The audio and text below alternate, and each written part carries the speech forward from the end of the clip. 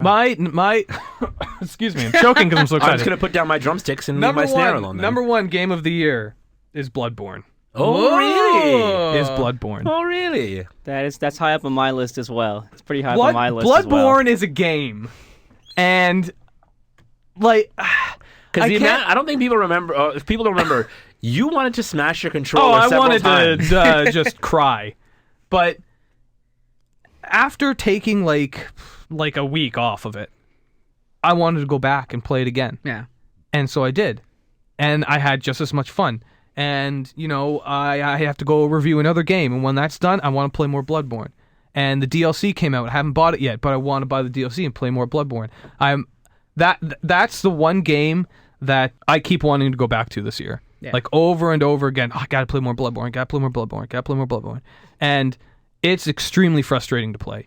But like it mainly rewards like players' skill. Yes, which is like it's never the game's fault. It's always your fault if you mess up. Exactly. Yeah. Combat systems in other games are great. The Witcher 3, for example, you can be bad at that game and you'll suffer from it. Yeah. Fallout 4 doesn't really matter. You'll get through the game. There are games where you can just kind of half-ass it and you'll be fine in terms of like a storyline. Bloodborne, if you don't adapt to this game, if you don't get good, you won't progress. Mm-hmm. And it rewards you playing the game over and over and over again and going into new situations and, you know, really thinking about what to do next and really thinking about how do I approach this differently? How can I beat this next boss after learning everything else and throwing all that out the window because this guy does something completely different from everything else? Yeah. And it was just such a good game. Like it was like, you know, a classic video game that has things you have to do and you have to be good at it in order to get it done. Yeah. And I guess it's just really hard to explain other than it was a video game that was awesome. You know, I think that's going to be high up on a lot of people's lists because I think we're sort of cursed in the sense that sometimes we forget games that came out earlier in the year, and that came out like it was early on. It was February, wasn't it? It was early in the year. February, March. And, so I think it's people forget sometimes even that it was this year. They think it might have been last year, but I think that's a game that's going to be high up on a lot of people's lists. So. Yeah, I mean, like you play like Grand Theft Auto, that game you don't have to be good. No, you can just progress through the story. You just keep doing it, you know. But like Bloodborne, you have to adapt. It's like a living thing that you're playing, and it's just I can't. It was just so good, and I just can't wait for Dark Souls 3 because I can't wait to punch more holes in my walls. Now that was the game Dark Souls 2 where you were frustrated. That was the game that broke me. It broke me. It broke your soul. I played it for my birthday, and I was like, "This is the worst birthday present." Worst birthday ever. I was so angry. Yeah. Number one has to be hands down The Witcher 3. Yeah, that's okay. That's good. That's what I thought. To me, this game, there was nothing else in comparison. Like, even as much as I just gushed about Assassins, it's not even close to how much I loved The Witcher 3. Yeah. I love Geralt of Rivia. I loved that I didn't have to know really anything about this series and jump in. This has set the bar so high for what RPG should be on the next-gen system. It worked. It was fun. Mm-hmm. You riding your horse into the bloody sunset was the most beautiful thing I have ever seen. Yep. I love the storyline. The only fault to this game was that the controls were a little touchy, which was a little irritating. I banged into walls a lot. The horse sometimes would ride into rivers. I encountered that a lot playing on the PC version, actually. Yeah. Like so much so that like I needed to like take down my mouse sensitivity. Mm-hmm. Yeah. Because like I'm so used to playing like first person shooters in RTS. Yeah, you need. Or just like I need like be able to like move really really quickly. Yeah. And for this game, like whoa, easy there, buddy. Yeah. It was so funny because right in the start of the game, it says something like, "Try not to bump into people in your town, or they'll be mad at you." And I bump into people all of the time. Christine's pissing everyone off because I can't help it. It's just it's so sensitive. Because Christine doesn't give a crap. Yeah. Get out of my way. I don't. I always think about when I was reviewing this and Calhoun was making fun of me because I was talking about looting, and I'm like, that's all I do in games like this. I steal from everybody, and he was like, That's really what you get out of these games? Hells yeah! You go and you steal things, you find things. Yeah, man. I love that this game surprised me at almost every corner. I was fighting mystical creatures. I'm looking around at this. I'm discovering towns. The cities are massive. Like, even absolutely. just walking through farmland. Yeah. Like, it's just incredible. Yeah. I found myself stop sometimes to just take in the scenery. I would 100% do that if I went on the top of a cliff, or if I was walking into a city, or if I was even, like you said, just in a little farm town. You just kind of look around, and it's so immersive, and it's so pretty. And I found that it really interwove the fantasy world with a generic, like, walk around kind of RPG where, sure, you would be doing sometimes just little fetch quests, or you'd be doing escort missions, and then sometimes you would be fighting griffins, or you would be taking down all of these weird wraith type things. Just like the way they did their quests, Wade, like the world was so open. I felt like that's what BioWare was attempting with Dragon Age, and Inquisition. They accomplished it for the most part. Yeah, Dragon Age was very close to. But it's just like what The Witcher 3 did. It just like took it to they just did it at a much grander scale, and I think they could do that just because of Geralt. Yeah. Because like it isn't just like a random person that you're creating yourself as the Inquisitor. Geralt is his own character, so you're playing his story, and so it's kind of fun to think. Well, I don't want to think about what I would do. I want to think, what would Geralt do? Yeah, that's exactly right. I would agree there. And I found it especially because you can pick and choose conversations where you could be a jerk, you could be a money grabbing witcher, or you could be empathetic, and that would affect things, as we talked about how you affect the environment. Yeah.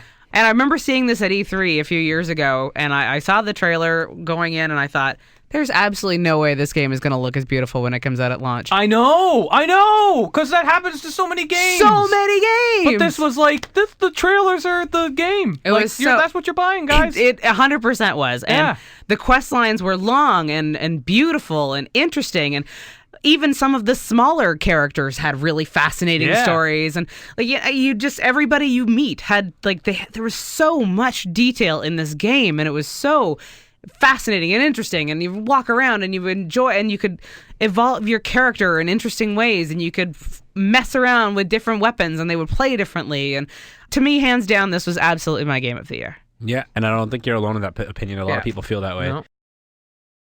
My number one. I don't know if, do I even need to say it? Should I just start singing the theme song? Na leader. Yeah. And I know I know it's very predictable for me to say that Batman Arkham Knight is my favorite game of the year, but it really is my favorite game of the year, though.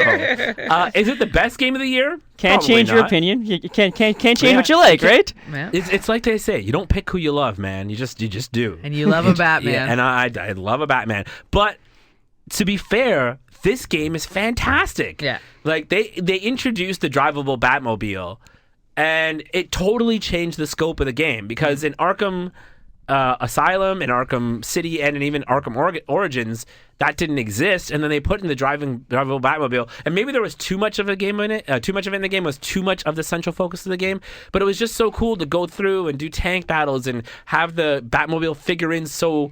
They worked it into the storyline and the plot so well, and then the actual story of the game was really good, and with the Arkham Knight, and the Gotham has been emptied out, and it's the entire world now, and it's an open world game, and there was so much more to it, and it just filled all the things that I wanted in a Batman game. I didn't think it could get better than City, but they did. City was fantastic. But Arkham Knight really kind of stepped it up to the next level. They added in all this stuff that I really appreciated, and I was just so happy with it, And it's interesting. We talked about you can't pick who you love.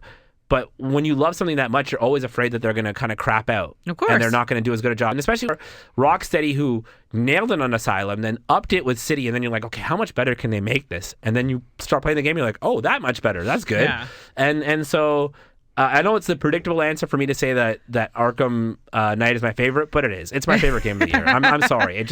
They just hit on every level that I wanted, and I loved it so much. And I still go back and play it, and I'm terrible at Riddler trophies because I hate them so much. You'll never get Riddler the true trophies ending. are the best part of the my game. God. They're the bane.